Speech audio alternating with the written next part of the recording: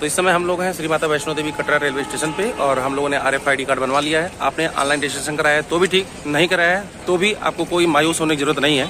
आप चाहे तो कटरा रेलवे स्टेशन में अंदर 3-4 लाइनें लगती हैं, 15 मिनट का मुश्किल से काम है, आप लाइन में लगेंगे। अपना मात्र आधार कार्ड लेना है। अगर आप बोलना भी नहीं चाहते एक भी शब्द मत बोलिए, चुपचाप आधार कार्ड लेके खड़े रहिए। आधार कार्ड दिखाएंगे, वो आपका फ़ोटो लेंगे कैमरे से, वेबकैम से, और उसके बाद आपको ऐसा RFID कार्ड मिल जाएगा। फिर इससे आप यात्रा करने के लिए अथॉराइज हो। बिना इसके आप वाणगंगा चेक पोस्ट से एंट्री नहीं कर सकते। लो जी, शुरू हो गई है यात्रा अपनी। देख सकते हैं माता जी के दरबार में हम लोग अब धीरे धीरे प्रवेश कर रहे हैं। ये आप बादल देख सकते हैं माता जी के दरबार में। ये अद्भुत नज़ारा देखिए, श्री माता वैष्णो देवी कटरा। अभी हम लोग नीचे हैं, ऊपर जाना है, वो माता जी के पास जाना है। आपको मैं दिखाऊं, वहाँ जाना है हम लोगों को। तो अभी सुबह यानी कि दोपहर के 12 बजने के करीब है, 12 PM कह सकते हैं आप। और चढ़ाई स्टार्ट करने वाले हैं 200 मीटर की दूरी पे वाणगंगा चेक पोस्ट से। शाम 7 बजे तक यानी कि 7 से 8 घंटे में हम लोग भैरव बाबा के भी दर्शन कर लेंगे। चलिए आपको पल पल की अपडेट देंगे। फिलहाल सुबह बारिश हो रही थी, अभी नहीं हो रही है। ये ढलान रास्ता है, अभी तक हाइट पे हम लोग थोड़ा चढ़ रहे थे। ढलान से होते हुए हम लोग वाणगंगा चेक पोस्ट पे जा रहे हैं। ऊपर जो आपको दिखाई दे रहा है हमारे अंदाज से वो अर्धकुमारी है, और अर्धकुमारी से आधी ऊंचाई पे, उससे भी आधी अधिक ऊंचाई पे आपको माता जी का भवन दिखाई देगा और भैरव बाबा। फिलहाल वो पहाड़ यहाँ से दिखाई नहीं देती है, जो ऊपर हाइट पे देख रहे हैं वो अर्धकुमारी है, और वहाँ से भी हम लोगों को जितना हाइट दिख रहा है उतने और हाइट पे जाना है। तो फिलहाल चलते हैं, वाणगंगा चेक पोस्ट आने वाला है। तो हेलो दोस्तों, इस समय हम आ चुके हैं वाणगंगा चेक पोस्ट पे, और चेक पोस्ट सामने ही है, बस आपको दिखाने वाले हैं। 50 मीटर के अंदर ही है। हम सारे जितने भी परिवारगण हैं, जितने भी परिवार के सदस्य हैं, सबके सब वाणगंगा चेक पोस्ट पे हम लोग साइड से लाइन से एंट्री करते हुए चले जा रहे हैं। आपको हम दिखा दें वाणगंगा चेक पोस्ट। अब यहाँ से असली यात्रा, असली चढ़ाई शुरू होती है। यह है वाणगंगा चेक पोस्ट, और यहाँ से असली चढ़ाई जो है प्रारंभ होगी इस यात्रा की। वाणगंगा चेक पोस्ट से लगभग 14 किलोमीटर ऊपर जाना है, तो काफ़ी हाइट है। तो चलते हैं, आगे बढ़ते हैं। तो जय माता दी। आज 29 जुलाई 2024 का सोमवार का दिन है। दोपहर के 12:10 हो रहे हैं और हम लोग अपनी चढ़ाई स्टार्ट कर रहे हैं। कहाँ तक, कितने बजे तक, कहाँ पहुँचते हैं अब देखना है। सबका वेट है कि सब लोग कैसे कैसे साथ में आकर के एंट्री करते हैं। तो अभी हम लोग फ्रेस्किंग पॉइंट पे हैं, यानी यहाँ पे आपकी सघन चेकिंग होगी कि कुछ ऐसा सामान तो नहीं अंदर लेके एंट्री कर रहे हैं माता के दरबार में, जो कि वर्धित है। तो फिलहाल हम लोग एंट्री करने वाले हैं। ये महिलाओं का लाइन है, ये पुरुषों का लाइन है। इस फ्रेस्किंग पॉइंट पे आपको क्या करना है, आपको अपने बेल्ट पर सबको ट्रे में निकाल देना है और उस प्रक्रिया के तहत जांच करानी है। तो फ्रेस्किंग की प्रक्रिया संपन्न हो गई है, चेक वगैरह हो गया है, पर्स वगैरह। अब चलते हैं सीधे माता के दरबार में। हम लोग वाणगंगा के चेक पोस्ट के आउट पॉइंट पे हैं, जहाँ से हम लोग सीधे एंट्री करेंगे माता के दरबार में। तो फिलहाल हमारे जो भी साथीगण हैं हमारे पीछे हैं, उनका वेट कर रहे हैं, जैसे वो आएंगे उनके साथ ही चलेंगे। तो फिलहाल चेक पोस्ट पे, वाणगंगा चेक पोस्ट पे हम लोगों को 10 से 15 मिनट का टाइम लगा है। थोड़ा सा रश ज़्यादा था, तो चेक करने में एक लोगों को सिंगल चेक करने में कुछ समय लग रहा था। तो हम लोग 10-15 मिनट के अंदर पूरे के पूरे एंट्री कर जा रहे हैं। चलिए चलते हैं, आगे दर्शन कराते हैं। यदि आप टी सीरीज के मालिक गुलशन कुमार के लंगर पे जाना चाहते हैं तो यहाँ से नीचे जा सकते हैं, आगे जो है रास्ता दिया गया है। तो अभी हम लोग वाणगंगा चेक पोस्ट से आउट पॉइंट पे हैं और अब धीरे धीरे आगे बढ़ रहे हैं भवन की तरफ, और आपको दर्शन कराते हैं माता के दरबार में। कितने सारे श्रद्धालु जो हैं लाइन से चलते हुए चले जा रहे हैं। तो अगर आप न्यू ट्रैक ताराकोट मार्ग पे जाना चाहते हैं, वे टू भवन वाया कुमारी, तो इधर से जा सकते हैं। वैसे अगर आपको चरण पादुका होकर जाना है तो ऐसे सीधे आपको जाना होगा, जिससे कि आपको यात्रा करनी होगी। थोड़ी बहुत बारिश भी हुई है, लेकिन बारिश बंद हो गई है, तो अभी बारिश नहीं हो रही है करंट टाइम में। आज 29 जुलाई 2024 दिन सोमवार को अभी करंट टाइम में कोई बारिश नहीं हो रही है। जिस मार्ग से हम लोग जा रहे हैं इसे वाणगंगा मार्ग कहते हैं। फिलहाल ताराकोट मार्ग से भी जा सकते हैं, जिसकी दूरी यहाँ से कुछ दूरी पे है, वहाँ से वो अलग ही रास्ता है। आप आकर के अर्धकुमारी में मिल जाते हो। तो फिलहाल अभी हम लोग माता के दरबार में एंट्री कर रहे हैं, पैदल ही चढ़ाई कर रहे हैं, पूरी पैदल चढ़ाई करेंगे। फिलहाल यात्रा शुरू कर दिया है, धीरे धीरे आपको अपडेट देते रहेंगे कि आज 29 जुलाई 2024 के दिन क्या क्या अपडेट्स हैं, जो कि आपको माता के दरबार में अगर आप वैष्णो देवी आते हैं तो आपको क्या क्या सावधानियाँ रखनी चाहिए वो भी बताएंगे। फिलहाल एक सावधानी रही है, थोड़ी बहुत बारिश हुई है, तो आपके पास अगर नए स्लीपर या शूज हैं तो उसी को पहन के आइए, क्योंकि स्लिप भी कर सकता है। स्लिप करेगा तो आप नीचे गिर जाओगे, ठीक है। तो आप प्रयास करो, नए रहेंगे तो स्लिप नहीं करेंगे, ठीक है। हम ये नहीं करें आप नए खरीदो, लेकिन नए टाइप के आपके होने चाहिए, क्योंकि उसका सोल वगैरह सही रहता है, तो आपको कोई दिक्कत नहीं होगा। उसके लिए ज़रूर ध्यान रखें। 340 अर्धकुमारी का, ऊपर का भवन का 540।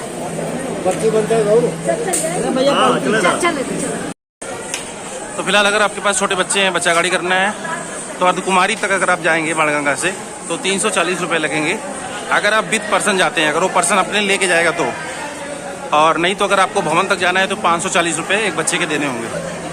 फिलहाल अगर आप गाड़ी लेकर खुद जाना चाहते हैं, पेरम्बुलेटर जो बच्चा गाड़ी है, तो आपको 2000 रुपये सिक्योरिटी भी जमा करनी होती है।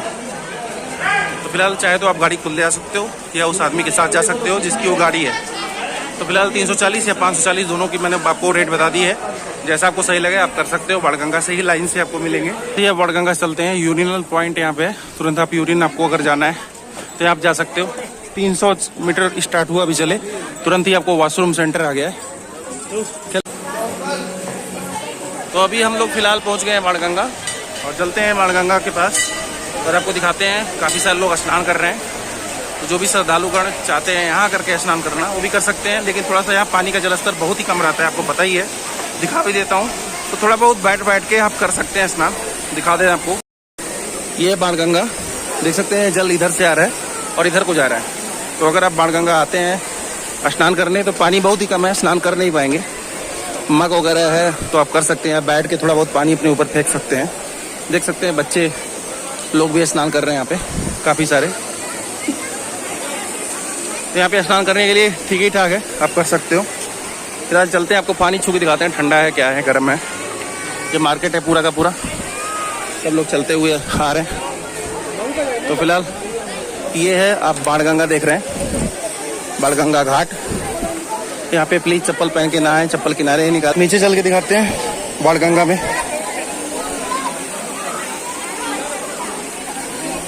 पानी बहुत ही ठंडा है, जिस तरह हरिद्वार में पानी ठंडा रहता है ठीक उसी तरह यहाँ भी ठंडा है।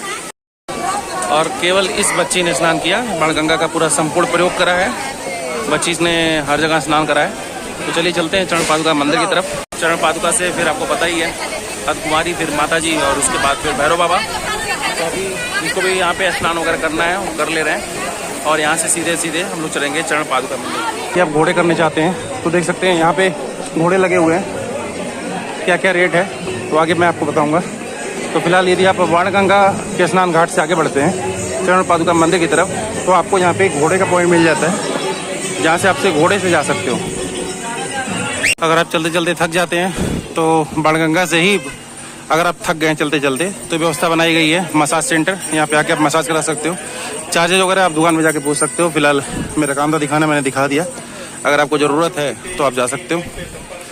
तो चलिए चलते हैं सीधे कहाँ, चरण पादुका मंदिर की तरफ। आप बाणगंगा में स्नान नहीं कर पाए हैं तो आगे चल के आपको एक और घाट मिलेगा जहाँ आप स्नान कर सकते हो। देख सकते हैं बाथिंग घाट यहाँ पे लिखा हुआ है। तो चलिए चलते हैं ऊपर, हम लोगों को चलना भी चरण पादुका मंदिर की तरफ।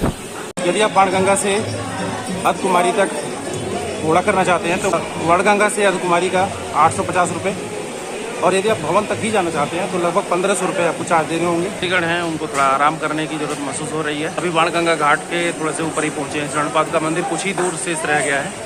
हमारे जो भी यात्रीगण हैं बाकी भी आने वाले हैं, कुछ आ गए हैं। तो जो भी देखेंगे थोड़ा सा बैठ करके आराम कर सकते हैं। जल्दी नहीं, कोई घबराहट नहीं है। आप ऐसा नहीं समझ सकते कि जल्दी जल्दी जाएंगे तो पहुँच जाएंगे। तो घबराने परेशान होने की जरूरत नहीं है, खूब आराम से जाइए। जितना आराम से जाएंगे उतनी जल्दी पहुँचेंगे। कुछ करने के बाद हम लोग फिर निकल गए हैं चरण पादुका मंदिर की तरफ। यात्रा अपनी पुनः प्रारंभ कर दी है। तो श्रद्धालुगण हमारे पीछे पीछे ही आ रहे हैं। हमारे पीछे क्या, हम भी श्रद्धालुगण के पीछे ही पीछे जा रहे हैं। थोड़ा सा धूप हो गया है और धूप में गर्मी भी स्टार्ट होगी, आपको पता ही है। अभी तक छाया था तो अभी धूप हो गया है और हवाएं भी चल रही है ठंडी ठंडी। तो आगे का मौसम आपको दिखाते हैं। भाई साहब थोड़े से बेहोश हो गए, इन्हें किनारे आराम करने के लिए ले जाया जा रहा है। अगर आप चरण पादुका घाट पे पहुंचने वाले हो तो उसके पहले जगह जगह आपको ये बाथिंग घाट मिल जाएंगे। अगर आप बाणगंगा में स्नान नहीं कर पाए हो तो कोई दिक्कत नहीं, यहाँ भी आप स्नान कर सकते हो। देख सकते हैं हमारी साथ आई हुई सान्या जो है बच्चा गाड़ी कर ली है, जो कि जाएगी अर्धकुमारी तक, जिसका रेट मैंने ऑलरेडी आपको बता ही दिया है वीडियो में। तो हमारी सान्या ने भी इसका लाभ उठा ही लिया। हम और सान्या कर रहे हैं आराम, कर रहे हैं रेस्ट, क्योंकि इसके आगे जाने के लिए चाहिए होगा पर्ची। पर्ची लाने गए कौन, हमारे केयर टेकर। पर्ची कितने की है? 340 रुपये की। पैसे दो, पैसे दो, पैसे दो। तो भी सब लोग कर रहे हैं आराम। आ चुका है एम्बुलेंस। अगर एम्बुलेंस की जरूरत कहीं किसी को पड़ती है तो एम्बुलेंस भी आ जाता है। प्राचीन चरण पादुका मंदिर से बस थोड़ी दूर पे स्थित प्रथम दर्शन माता जी के दरबार में जाने से पहले प्रथम दर्शन जो है मंदिर श्री चरण पादुका का आप कर सकते हैं। यहाँ पे चरण पादुका मंदिर जो है।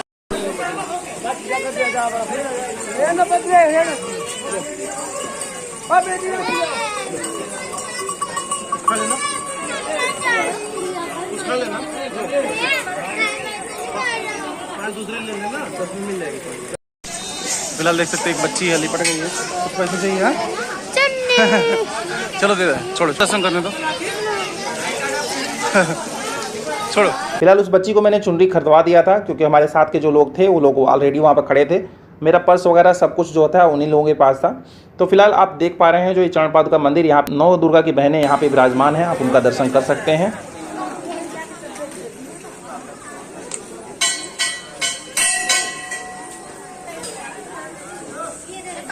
तो इस समय मैं हूँ चरण पादुका मंदिर में, वही प्रसिद्ध पवित्र चरण पादुका मंदिर जहाँ से माता जी पीछे देखी थी भैरव बाबा को। यहीं पास में ही है उनके पैरों के निशान, जहाँ से आप दर्शन कर सकते हैं। बाकी माता जी की जो 9 बहनें हैं आप यहाँ क्रम से देख पा रहे होंगे। सारी की सारी बहनें जो है एक कतार में आपको देखने को मिल जाएंगी, दर्शन करने को मिल जाएगा। पादुका मंदिर का दर्शन जो है पूरा हुआ। अब हम लोग यहाँ से अर्धकुमारी जाएंगे और वहाँ से भवन फिर भैरव बाबा का दर्शन करेंगे। चलिए फिलहाल आप लोगों ने दर्शन कर लिया होगा और जहाँ तक अलाउ है कैमरा वहाँ तक मैंने आपको दिखाया। चरण पादुका के मेन मंदिर में अलाउ नहीं है कैमरा, फ़ोटो खींचना उधर मना है, तो मैं उधर का वीडियो भी नहीं बना रहा हूँ। बाकी मैं आगे आपको बाद में दिखाऊंगा। यदि आप पैदल चलते चलते थक गए हैं तो चरण पादुका मंदिर के ठीक सामने आपको मसाज करने वाला मिल जाएगा, जो कि 30 रुपये में फुल बॉडी मसाज यहाँ पे करने को मिल रहा है। देख सकते हैं Sharma body massage centre, 30 rupees for 15 minutes. चरण पादुका मंदिर के ठीक सामने है। ज़रूरत हो तो करा सकते हैं, नहीं तो मुझे तो नहीं कराना। देखना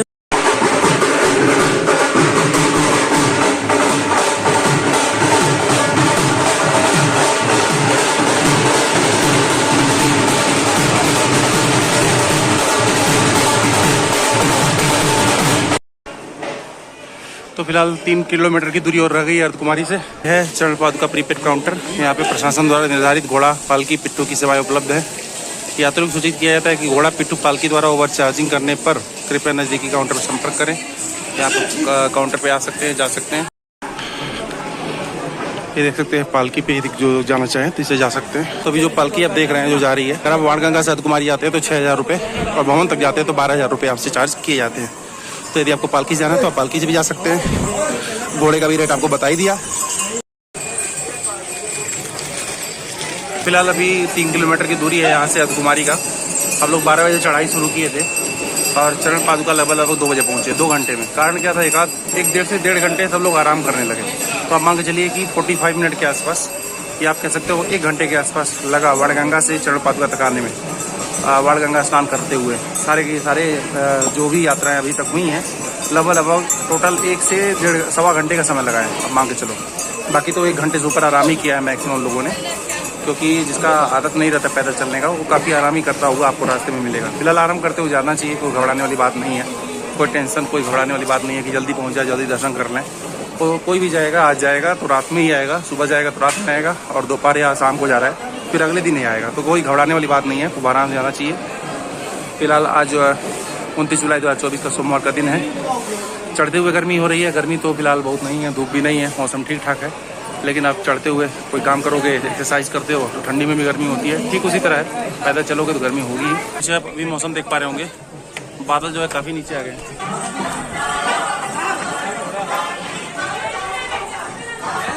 तो अर्धकुमारी के पहले ही नीचे वॉशरूम भी है, थोड़ा सा वॉशरूम यूज करते हैं और उसके बाद फिर आगे की यात्रा स्टार्ट करते हैं। बादल जो है काफ़ी नीचे आ गए हैं, जो आपको धुंध दिख रहा होगा वीडियो में। शायद वीडियो में उतना बढ़िया नहीं दिख पाता बादल जितना कि आंखों से दिखता है। तो आंख और कैमरे में थोड़ा फ़र्क तो यही है कि असली जो दर्शन, असली जो चीज़ होती है कि नेचुरल कैमरे आपके आँखें ही देख पाती हैं। जी, वाणगंगा से आ रहे हैं। वाह,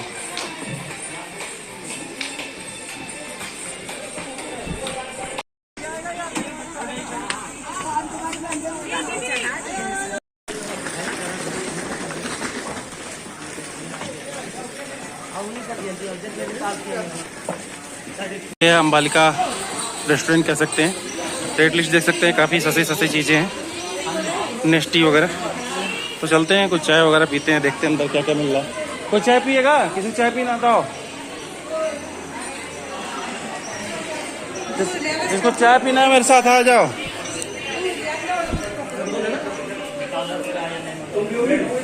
तो यहाँ पे सेल्फ सर्विस है जिसकी आप यहाँ पे पेमेंट करके कुछ भी यहाँ पे खा पी सकते हैं, जो कि सस्ते दाम पे आपको मिल जाता है। अभी तक हम लोग गोल चक्कर घूमते आ रहे थे। प्लान बनाया एक बार सीढ़ी चढ़ने का। फिलहाल सीढ़ी चढ़ना थोड़ा सा कठिन ही है।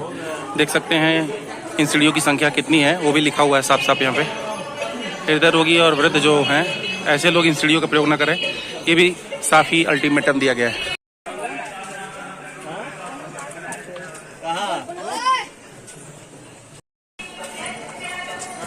चलिए सीढ़ी चढ़ना स्टार्ट कर दिया है सब लोग। सीढ़ी तेरे में कुछ खूबसूरती जरूर है जो इतनी थका दे रही है।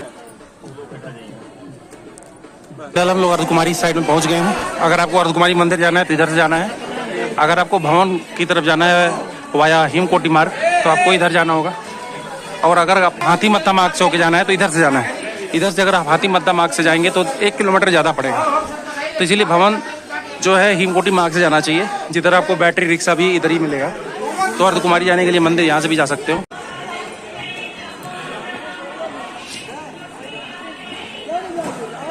फिलहाल हम लोग इंद्रप्रस्थ मार्ग से इधर से होते हुए जाएंगे, क्योंकि इधर जाएंगे 1.5 किलोमीटर ऊपर चढ़ना पड़ेगा, 1 किलोमीटर एक्स्ट्रा। इधर से हम लोग होके जाएंगे, इधर बैटरी रिक्शा भी मिलता है। चलिए चलते हैं इधर से। ये सारी गवर्नमेंट की रेट है। तो मैंने आपको बताया ही कि अगर आप सीधा चले जाओगे तो अर्धकुमारी मंदिर चले जाओगे, लेकिन अगर आपको बैटरी रिक्शा करना है तो आपको इस रास्ते से होकर जाना पड़ेगा। तो फिलहाल चलिए चलते हैं सीधा भवन। पोनी पिट्ठू या पाकी करना चाहते हैं तो रेट लिखा हुआ है। अर्धकुमारी से भवन का 650, अर्धकुमारी से बाणगंगा 650। अगर आप पिट्ठू करना चाहते हैं तो अर्धकुमारी से भवन वाया सांझी छत 340 रुपये, अर्धकुमारी से भवन वाया हिमकोटी 240 रुपये। अगर आप पालकी करना चाहते हो तो देख सकते हो क्या क्या रेट हैं। आप सारी की सारी रेट्स यहाँ पे लिखी हुई हैं। फिलहाल ये वही बैटरी कार है जिससे आप जाते हो ऊपर माता भवन के दरबार में, भवन माता के दरबार में। अब अर्धकुमारी से लगभग आधी दूरी रह गई है। हम लोग बाणगंगा से दोपहर में 12 बजे चले थे और इस समय लगभग 4 बजे है शाम को। देखने में लग नहीं रहा है शाम है, ऐसा लग रहा है सुबह का ठंडी का समय है, दिसंबर जनवरी का, और 7 बज रहे हैं, क्योंकि ऐसी ठंडी है, ऐसा ठंडक लग रहा है, ऐसा मौसम है। अब 4 घंटे लगे क्यों बता दूं। फैमिली मेम्बर काफ़ी सारे हैं, 12-13 संख्या में ऊपर हैं, तो इसीलिए ज़्यादा टाइम लग रहा है, क्योंकि सारे लोग आराम करते हुए धीरे धीरे आ रहे हैं। अगर लगातार चलेंगे बाणगंगा से अर्धकुमारी तो 2 से ढाई घंटे लगेंगे, 4 घंटे नहीं लगेंगे, और लगभग 2-3 घंटे और लगेंगे। यानी कि आप मान के चलो टोटल 5 से 6 घंटे लग जाते हैं नीचे कटरा से लेकर के, मतलब बाणगंगा से लेकर के भवन तक आने में। तो आपको बिल्कुल घबराना, टेंशन वाली बात नहीं है। आराम से जब भी जाओगे दर्शन होने ही होने हैं, ठीक है। तो आप दोपहर जाओ, शाम जाओ, रात जाओ, कभी जाओ, दर्शन होने ही होने। संभव हो सके तो सीधे भवन में जा करके आप दर्शन कर सकते हो, नहीं तो अर्धकुमारी में रुक करके आप आराम भी कर सकते हो। फिलहाल बैटरी कार देख सकते हो लाइन से रुकी हुई हैं। जैसे जैसे इनका नंबर आएगा वैसे वैसे ही आगे की तरफ जाएंगे। अब आपको बताते हैं बैटरी रिक्शा का क्या प्राइस है। तो टिकट प्राइस देख सकते हैं 450 रुपये पर टिकट है, इंक्लूसिंग ऑफ GST। फिलहाल ऑनलाइन ऑफलाइन दोनों तरह से आप बुकिंग कर सकते हैं। आगे चल के ही इसका काउंटर भी बना हुआ है जहाँ से आप टिकट ले सकते हो, जहाँ से आप अपनी बुकिंग कर सकते हो। तो ऑनलाइन जो आप टिकट निकालोगे यहाँ आकर के आपको फिर भी वेटिंग में जाना पड़ता है। अगर आप ऑफलाइन आते हो तो यहाँ पे आपको लाइन में लग करके ऑफलाइन टिकट लेना पड़ता है। तो फिलहाल ऑनलाइन ऑफलाइन दोनों टिकट अवेलेबल है। यहाँ पे आपको दिखाते हैं, ये है काउंटर। यहाँ पे देख सकते हैं सारे लोग वेट कर रहे हैं। जो लोग भी ऑनलाइन ऑफलाइन टिकट लिए हुए हैं उनको अपनी बारी का, ट्रॉली का वेट करना होता है। एक वेटिंग में आई थिंक 50 लोग या 60 लोग रहते होंगे जो अपनी बारी का वेट करते हैं, और यहाँ से होते हुए लोग बैटरी कार से जाते हैं। फिलहाल ये बैटरी कार वाले यहाँ पे रुके हुए हैं वेटिंग में। जब जब इनका नंबर आएगा तो वैसे वैसे ये बैटरी कार देख सकते हैं। यहाँ पे श्री माता वैष्णो देवी कटरा, ये बैटरी कार है। यहाँ पे रुक कर कुछ खा पी सकते हो, इसी बैटरी कार से आप जाओगे। जगह जगह इंडिकेशन भी दे रखा हुआ है, कहीं पूछने की जरूरत नहीं है। अगर आपको अर्धकुमारी जाना है यहीं से नीचे से ऊपर चढ़ जाइए सीधे, और यदि आपको भवन जाना है तो सीधे, और यदि आपको कटरा जाना है तो यहाँ से इधर जाना है। तो यदि आपको अर्धकुमारी जाना है, अर्धकुमारी आपसे छूट गया आपको लगता है, तो आप इधर से भी चढ़ सकते हो। डिस्पेंसरी भी इधर है। अगर किसी को कोई प्रॉब्लम है, डॉक्टर को दिखाना है, डिस्पेंसरी मतलब डॉक्टर को दिखा सकते हो। क्लिनिक है, डिस्पेंसरी अर्धकुमारी की 400 मीटर है ऊपर। बाकी इंस्ट्रक्शन भी दे रखे हुए हैं। तो यहाँ से आगे तक की यात्रा हम लोग हिमकोटी मार्ग से करेंगे। अगर आपको चरणपादुका जाना है तो सीधे इधर से जा सकते हैं। अगर आपको जाना है हिमकोटी मार्ग तो सीधे सीधे यहाँ से जा सकते हैं।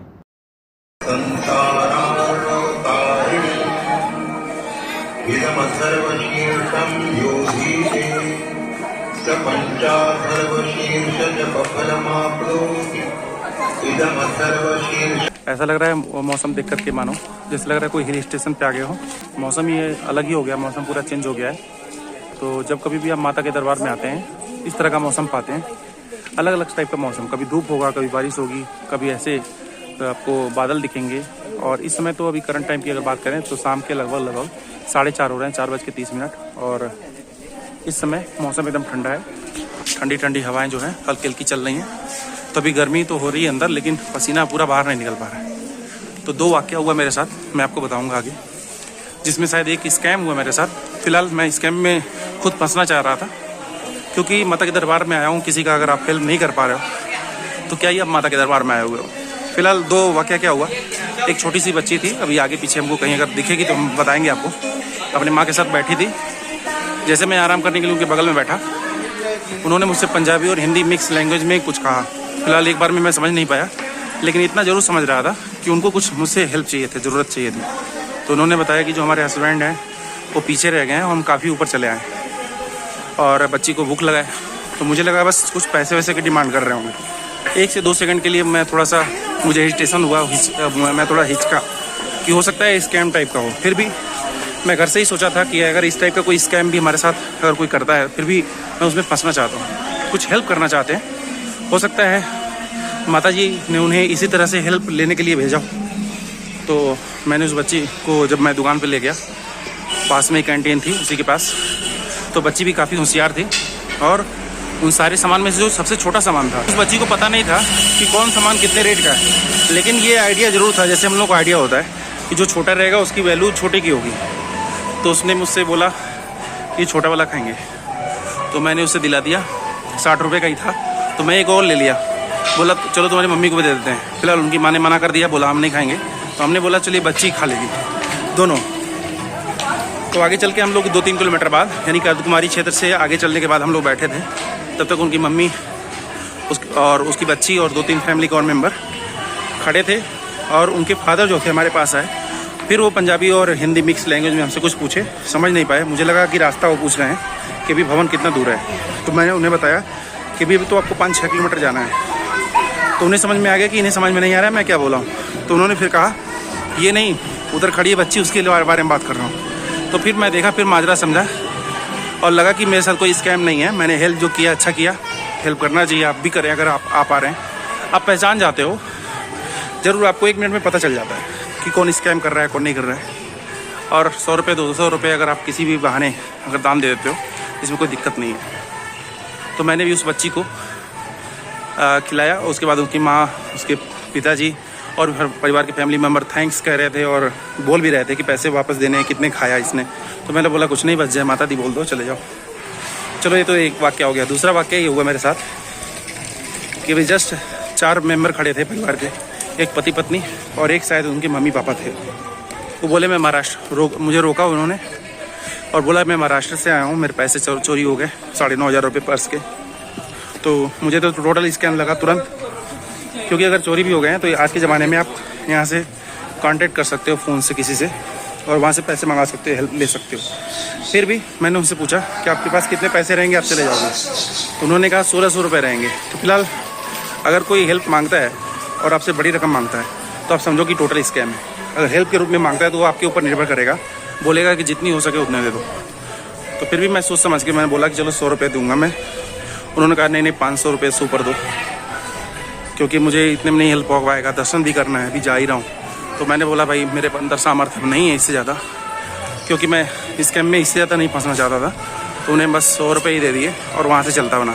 तो आपको भी अगर माता के दरबार में रास्ते में जाते समय अगर कोई इस तरह से हेल्प मांगे तो आप एक बार हेल्प कर दीजिए, हेल्प करने में कोई दिक्कत नहीं है। तो फिलहाल अभी जो है समय शाम के 5 बजे हैं और आज 29 जुलाई 2024 का सोमवार का दिन है और 4 घंटे हम लोगों को लगे चढ़ने में वाणगंगा से अर्धकुमारी तक और लगभग 4 से 5 घंटे और लगने वाले हैं, जो कि अर्धकुमारी से हम लोगों को भवन तक लगेगा। फिलहाल कम भी लग सकता है, बाकी जो मेंबर्स हैं काफ़ी संख्या में हैं तो रुक रुक करके चल रहे हैं, तो उनके साथ चलना पड़ रहा है। तो थोड़ा थोड़ा आराम करते हुए हम लोग चल रहे हैं। तो अभी माता के दरबार में जब आएँ तो ये सोच के ना आए कि हम फटाफट पहुँचेंगे, फटाफट वापस आ जाएंगे, ये सब मत सोचें। बस चलते जाएँ चुपचाप, जय माता दी के जयकारे मन में बाहर आप लगाते जाओ और माता जी के दरबार में चलते जाओ। अर्धकुमारी से थोड़ा सा आगे बढ़ेंगे 1-2 किलोमीटर तुरंत ही आपको सत्या भोजनालय मिल जाएगा। जगह जगह आपको भोजनालय भी मिलता रहेगा। अगर आपको भूख लग जाती है, एक जगह नहीं खा पाते हो, तो कोई मिस होने वाली बात नहीं है। बाकी आप रेट देख सकते हो, सारे के सारे रेट जो है इस पे लिखे हुए हैं। नीचे से यानी कि बाणगंगा से ही जब आप कुमारी तक आएंगे तो बहुत ही स्टीप चढ़ाई है, टेढ़ी चढ़ाई है। लेकिन यदि आप अर्धकुमारी से सीधे भवन की तरफ जाएंगे तो रास्ते भी चौड़े हैं और इस पे घोड़े वगैरह भी नहीं मिलेंगे आपको।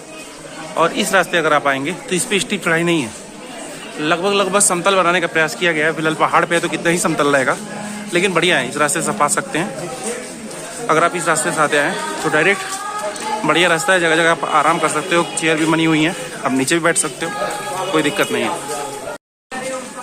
फिलहाल देख रहे हो जो मार्ग धंस गया था उसका यहाँ पे मरम्मत हो रहा है।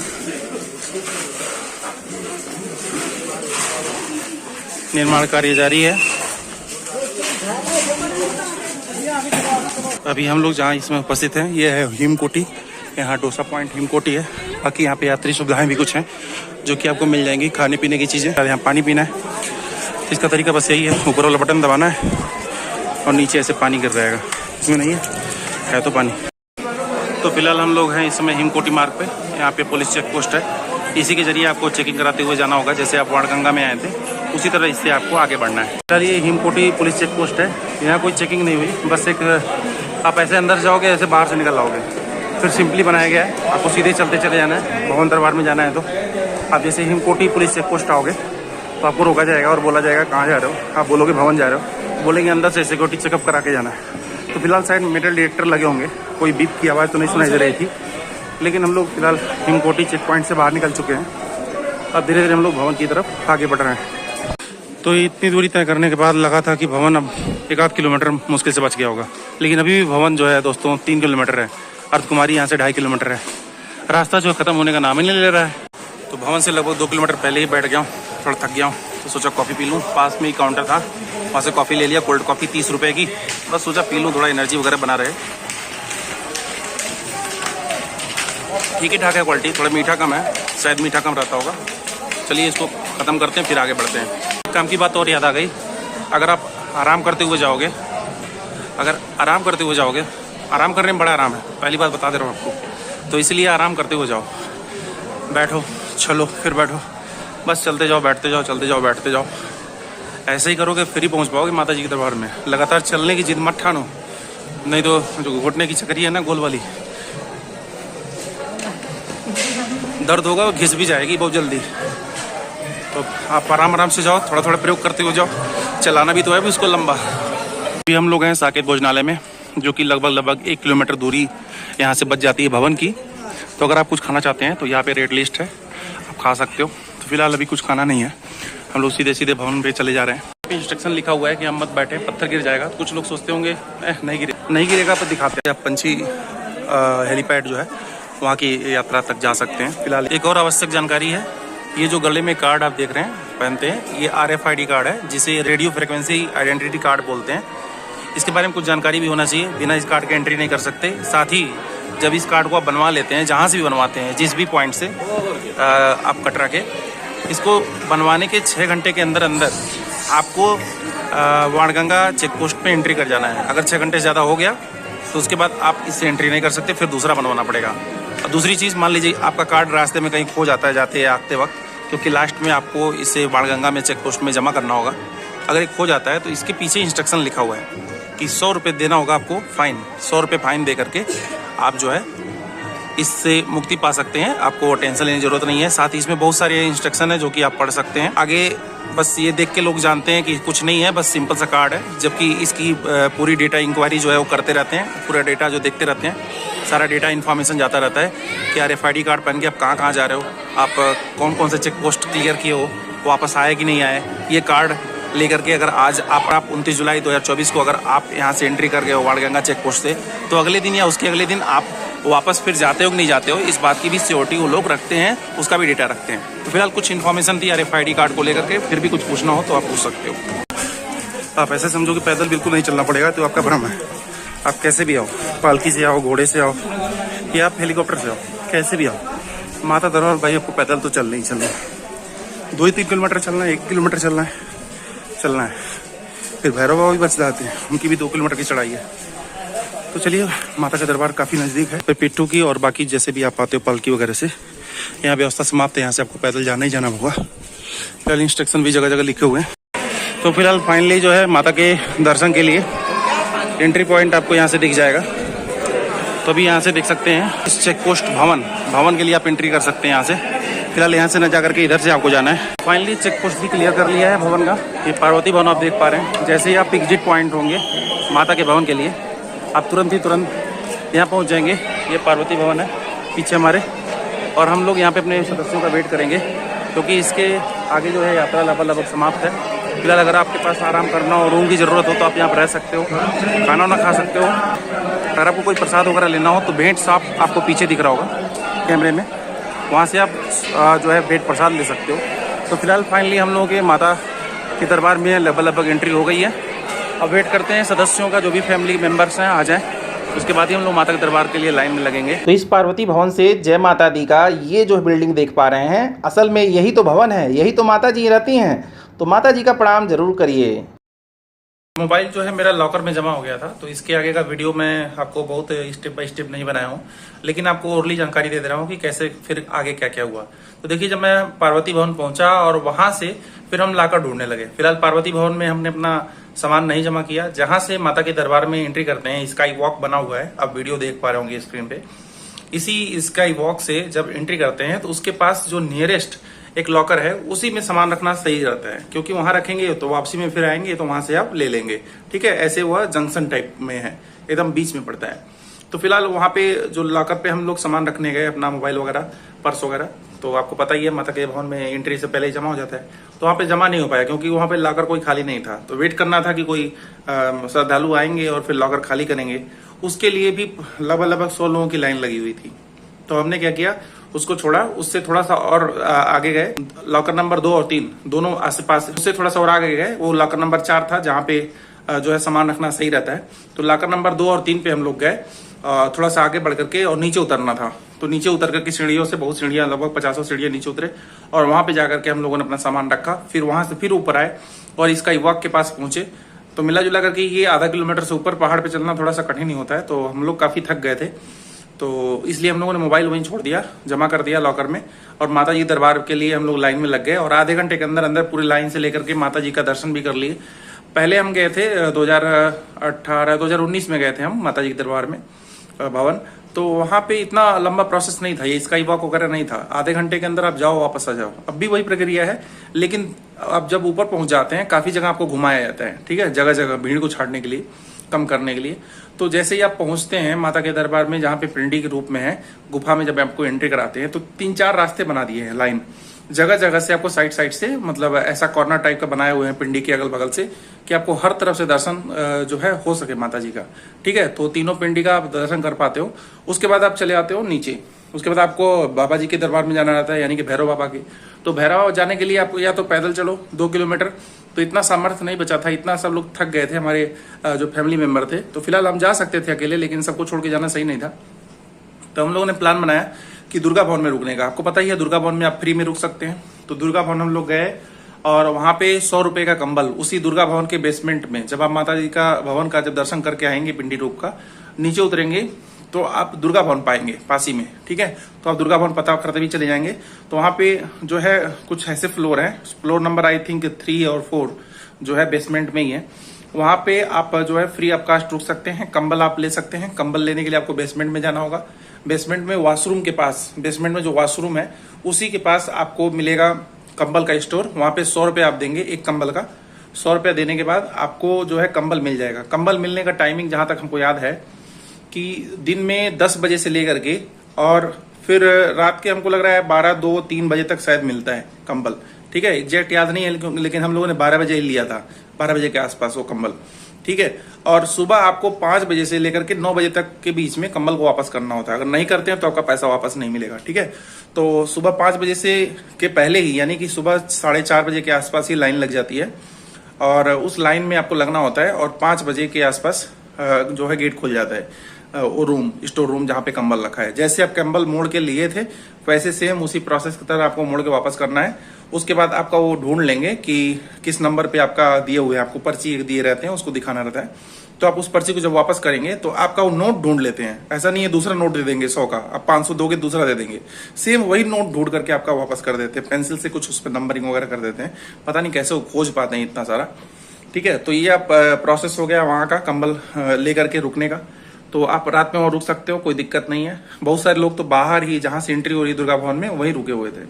उसके बाद वहीं सटे ही उसी कैंपस में ही तृप्ति भोजनालय है, जहाँ पे कम से कम पैसे में आपको खाने पीने को मिल जाएगा।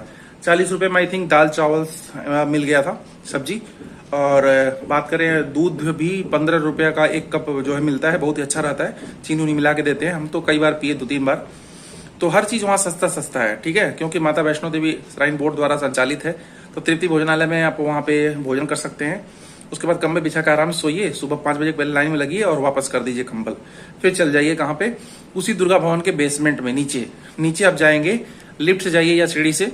जब नीचे जाएंगे तो आपको लगेगा ये सब ब्लॉक है, आगे नहीं रास्ता होगा। ठीक है, तो आप दरवाजा वहां खोलेंगे, एक दरवाजा होगा एग्जिट का। आप जैसे दरवाजा खोलेंगे तुरंत ही आप आ जाएंगे जहां पे रोपवे का टिकट मिल रहा है। ठीक है, वहां आप लाइन में लग जाएंगे। लाइन सुबह ही लग जाती है, लेकिन जो है जो रोपवे का काउंटर है वो 7 बजे खुलता है। तो 100 रुपए का एक आदमी का जो है टिकट भवन से रोपवे द्वारा आप भैरव बाबा जा सकते हैं और वापस भी आप उसी 100 रुपए में ही आएंगे। ठीक है, तो आपको टिकट संभाल के रखना होता है।